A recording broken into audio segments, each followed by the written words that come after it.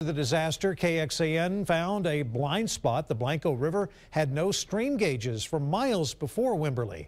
As KXAN investigator Kevin Schwaller learned, the gap remains as potential floods threaten that area again.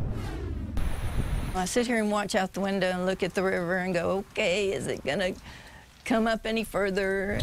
The Blanco River carved its mark into the landscape and into Barbara Blair's memory. And I heard my neighbor, yelling out the window, and came outside and saw her, waiting to be rescued.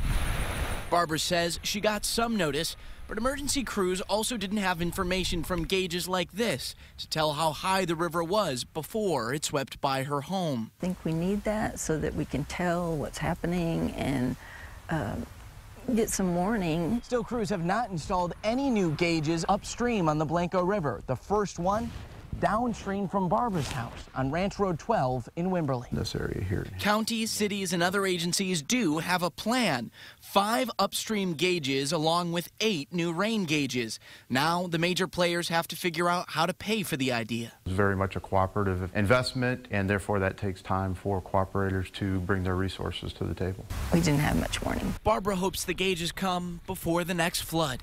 Kevin Schwaller, KXAN, investigates. The Guadalupe Blanco River Authority plans to use grant money to install the 8 rain gauges. We also learned an upstream river gauge at Fisher Store Road on the Blanco River is the closest to becoming reality. That's where this bridge collapsed on Memorial Day. The Edwards Aquifer Authority is pitching money in to get the new equipment installed. River gauges can cost more than $25,000 to put in and another $15,000 per year to run.